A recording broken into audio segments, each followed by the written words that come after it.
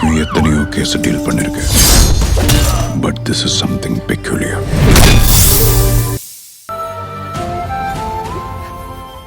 உங்களுக்கு நான் எப்படி என்னன்னு சொல்லி புரிய வைக்கிறதுனே எனக்கு தெரியல. இங்க பாருங்க, நீங்க உங்க வீட்டுக்கு ஒரே பையன். ஆனா நான் அப்படி இல்ல. என் கூட பிறந்தவங்க 4 பேர். சின்ன வயசுல இருந்து ஒரே வீட்ல நாங்க ஒன்னா வளர்ந்தவங்க. அப்படி பாசமா வளர்ந்துட்டு இப்போ ஒரேடியா எப்படி நான் பிரிஞ்சு போக முடியும்? அத ப்ளீஸ் புரிஞ்சுக்கோங்க. இத்தனை வருஷமா ஒன்னா இருந்துட்டு இப்ப திடீர்னு பிரிஞ்சு போகணும்னா இதெல்லாம் நடக்கிற காரியமா? என்னால முடியாது. இப்ப நீ என்ன சொல்ல வர? நான் ஒண்டி கட்டையா பிறந்தவன், அதனால எனக்கு கூட பிறந்தவங்க பாசம்னா என்னன்னு தெரியாதுன்னு சொல்றியா? ஐயோ இல்லங்க, நீங்க தப்பா எடுத்துக்கிட்டு இருக்கீங்க. நான் நீ அந்த அர்த்தத்துல தான் சொன்ன. இல்ல. எழல் எழல் ஆனந்தி, நீ போய் முதல்ல எழல் நில்லுங்க. எங்க நில்லுங்க மாப்பிள்ளை. அம்மா இருமா வந்துறேன். அக்கா கையில் எழல் எழல் நில்லுங்க. எழல் நில்லுங்க. எழல் எங்க புரிஞ்சுக்கோங்கன்னு சொல்லிட்டு இருக்கேன்ல.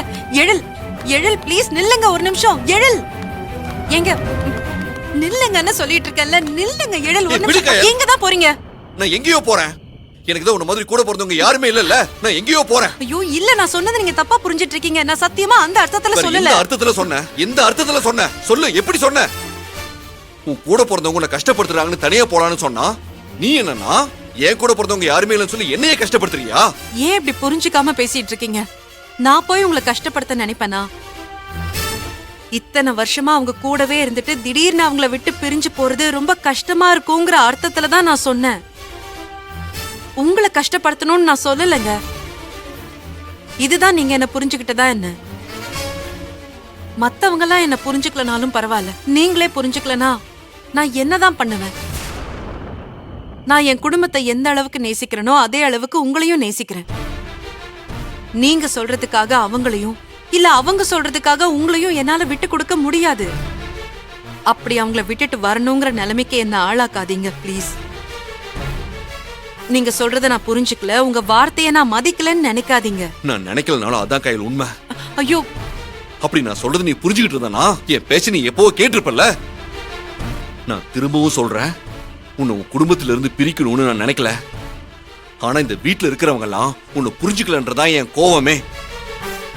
உன்னை யாரும் கஷ்டப்படுத்த கூடாதுங்கிறதுக்காக தான் தனியா போலான்னு கூப்பிடுறனே தவிர உன்னை உன் குடும்பத்தை விட்டு வான்னு சொல்லல. ரெண்டுத்துக்கும் வித்தியாசம் இருக்கு. தனியா போய் இருந்தாலும் நீ உன் குடும்பத்தை பாத்துக்கலாம் தான் சொல்ற. நீ என்னையே புரிஞ்சுக்கவே மாட்டேங்கிற. இங்க பாரு, ஒவ்வொரு நாளும் இங்க யாராவது உன்னை கஷ்டப்படுத்திட்டே தான் இருக்காங்க.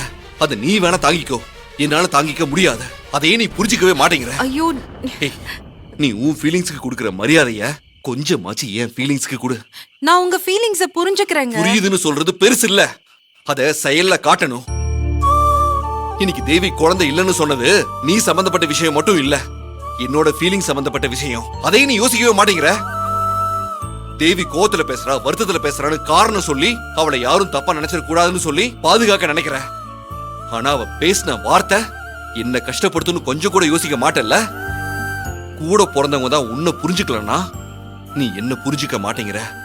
ரெண்டுக்கும் பெருசா எதுவும் வித்தியாசம் இல்ல. ஐயோ, நீங்க நினைக்கிற மாதிரி எல்லாம் இல்லங்க.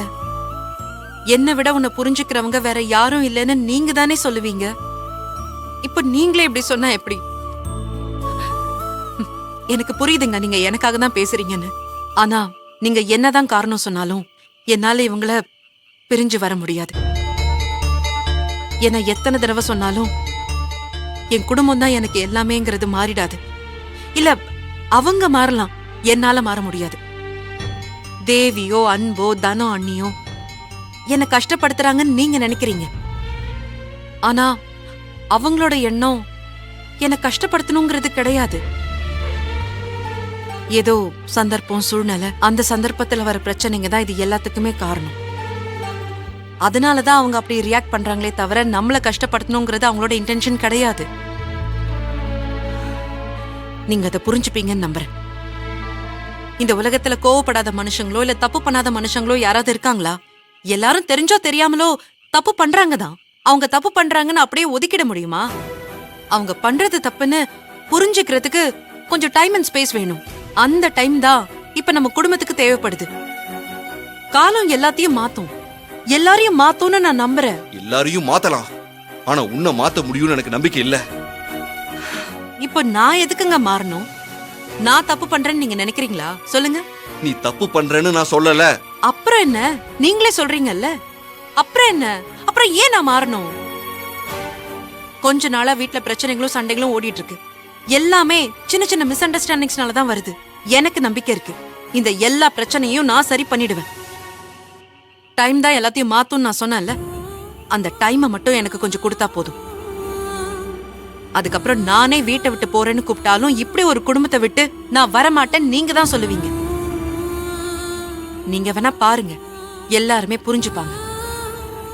என் குடும்பத்தை பத்தி எனக்கு தெரியும். ப்ளீஸ், நீங்க கோவப்படாம கொஞ்சம் பொறுமையா இருங்க, அது போதும் எனக்கு. நான் என்ன சொல்றதுன்னு தெரியல கயல்.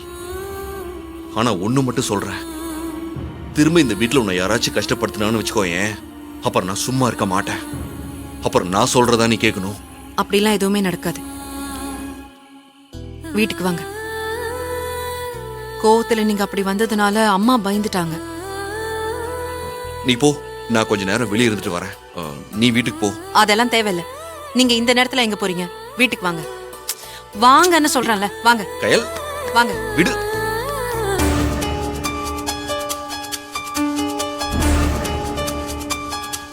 வாங்க. ம்.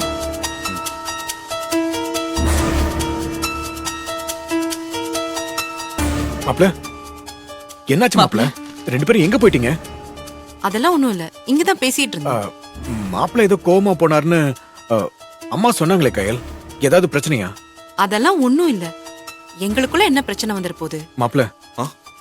ஏன் ஒரு மாதிரியா இருக்கீங்க? என்னாச்சு? மாப்ள, காலையில தேவி பேசினது ஏதோ மனசுல வச்சுக்கிட்டு கோவமா இருக்கீங்களா?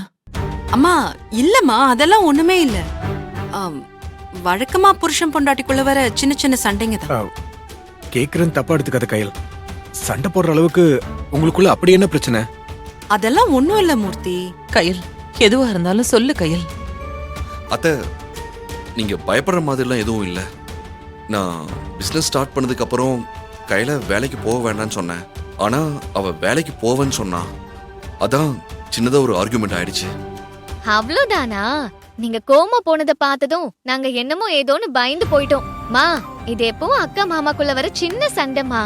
அப்படிதானே மாமா? மாமா, சரி, பசிக்குது, சாப்பிடலாமா? ரெடியா இருக்கு கையா. மூர்த்தி, தேவி சாப்பிட்டாளா? தேவி,